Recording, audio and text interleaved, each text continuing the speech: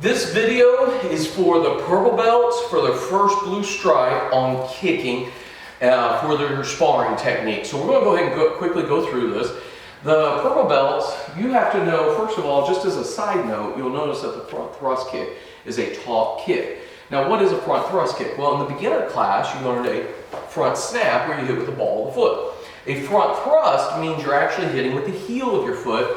And again, by the term, it's a thrusting kick. So just like a side kick kicks and holds, you want to be able to kick and hold your front thrust. It's really meant, it's a great technique for both the street and for sparring competition.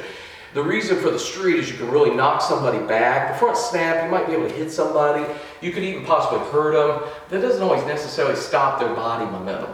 But with the heel of the foot, you can knock somebody back, so that makes it good for the street if you're just trying to create that room or just need to knock the person back. And in the sport arena, when you're hitting somebody in the body and you can use it to knock somebody back, it's a great technique. I used to love it as a defensive technique. So when it start coming in, I could see they're moving in with the rear side of the body. I'd put that heel of the foot right into their body and it would stop their body from moving in, which made it the perfect distance for me to be able to drop and hit it with my hands.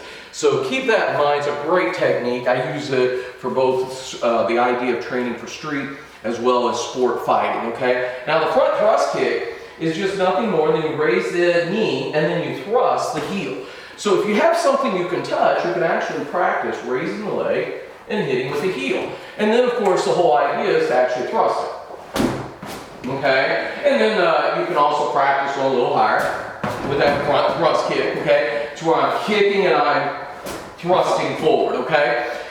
But if you don't have a target you can hit, or as you're learning this, one of the things that we'll do in class is we'll ask you to practice this without touching the target.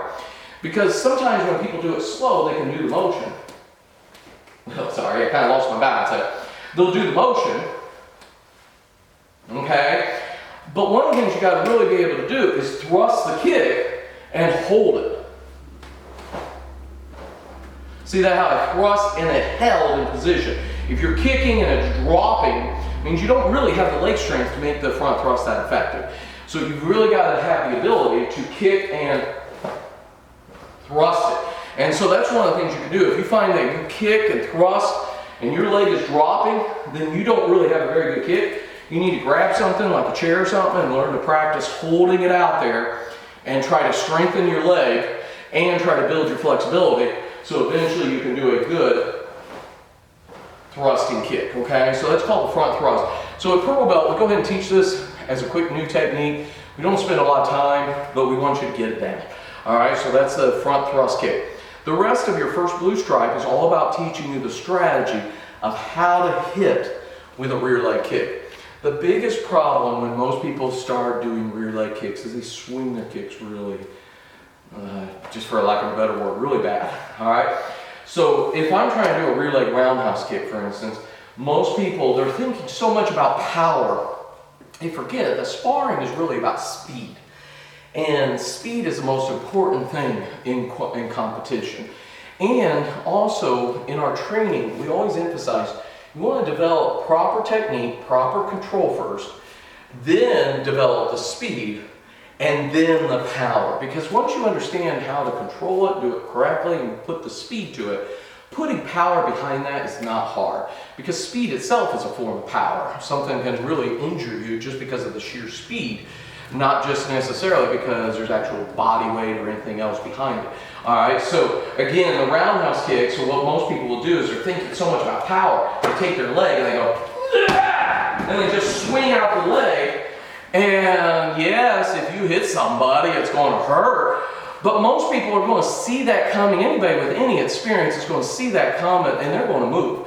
So one of the things that I try to teach is when you're doing a rear leg kick, remember the shortest distance between 2 points, as we learned in geometry in school, is a straight line. So I put this bag right over this red and blue line right here so you can kind of see this idea. If I want my rear leg to get to that target as fast as possible, then I need to make it a straight line. So what I have everybody do is learn to do a rear leg front kick. And I don't care if it's a rear leg front thrust or the snap kick, just learn to come in and take the knee straight, put it right over this line and go straight towards the target. Okay, I'm just here, going straight down the target. And remember to always step forward after a rear leg kick. Sometimes as we're doing this, some people will try to kick and go backwards again. Remember, we never do that. We always learn to go forward. If you ever need to kick and go backwards, that's natural. What takes training is learning to kick and go forward, okay? And why do we want to kick and go forward? So we can use our hands, all right? Remember, when I kick and go forward.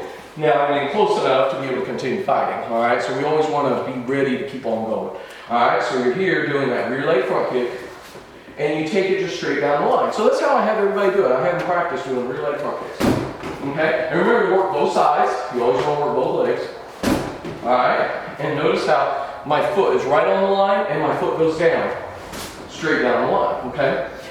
Then you just change that front kick to a roundhouse kick, but you do it at the last moment. Now, when you're first learning this is very awkward, but basically I'm picking up my knee straight, and then I turn my hip and do the roundhouse kick, okay? So watch that again. I pick up the knee straight, and as I pick up the knee straight, going straight down the line so I can get there as fast as possible, then I just turn the hip and do the roundhouse kick. So what you notice is my roundhouse kick ends up being a very small arch, but I got there as quickly as possible because I'm going down the straight line and then just a small little arch to get there. So the motion is I'm just here and doing rear leg roundhouse. And you notice that when people are new with it, they'll go here. It's almost like they have to stop and pause, turn, kick. But eventually it's just kind of one flowing motion. You'll notice that I still have the circle, I still have the arch, but my foot's mostly going straight. And I do that rear leg roundhouse. I'm bringing the leg up straight, but then at the last moment, it just turns into a roundhouse kick, okay? Once you understand that, then apply it to a side kick. So same thing, picking up the knee straight, turn my hip, and I have a side kick. Pick up the knee straight, turn my hip, and hit with the side kick. That's all there is to it. It's mostly just learning to pick up that knee, and from all four positions, I can do all four kicks. And what's the last one? It's a hook heel kick. Now this is definitely the most awkward, but you're picking up your knee straight, and then at the last moment, you just turn and do a hook heel kick, all right? So you're just picking up the knee straight, and then you just turn and do the hook heel kick. And I know that will feel very, very awkward at first, but if you really get this concept down, what will happen is you're coming in with a rear leg roundhouse, or rear leg side kick, or rear leg front kick. Since you bring them all up the same way, you will sometimes see people react. And suddenly you're thinking of doing a side kick, but they suddenly get all their arms in the front. And you go, wow, roundhouse kick would be better. So what can happen is you start picking up that knee, and you see they cover the front of their body, and you were about to do a side kick, and you change it into a roundhouse kick. Or maybe you were thinking of doing a roundhouse kick, and suddenly you see them covering their face, and you see that body totally exposed. You're picking up that knee, and suddenly you just turn it into a side kick. I have been in several fights or sparring matches where I started raising my leg and I saw how the person reacts. And as soon as I saw their reaction, I went to an opening. This is the same concept Bill Wallace teaches with the front leg. If you've ever seen, and by the way, there's a seminar coming up, I believe it's in August, at Tim Tucker's school.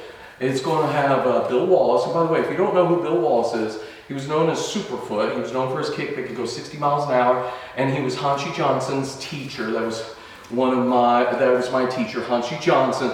It was his teacher. And I've been to several of the Bill Wallace seminars, and I'll tell you, you'll have nothing but fun and you'll get something out of it. And he's funny. You'll be laughing the entire time, okay? But one of the things that Bill Wallace teaches is he raises his forward leg, and he always has his knee in the same position no matter which of the three major kicks he's going to do. See, if he picks up his knee and you learn to do a side kick from here, a roundhouse kick from the same position, and a hook heel kick without having to put your leg down, then when you raise your knee, when he sees someone trying to cover his face, he hits him with a hook heel kick. When you see someone covering the back of their head, he hits him with a roundhouse kick or a side kick.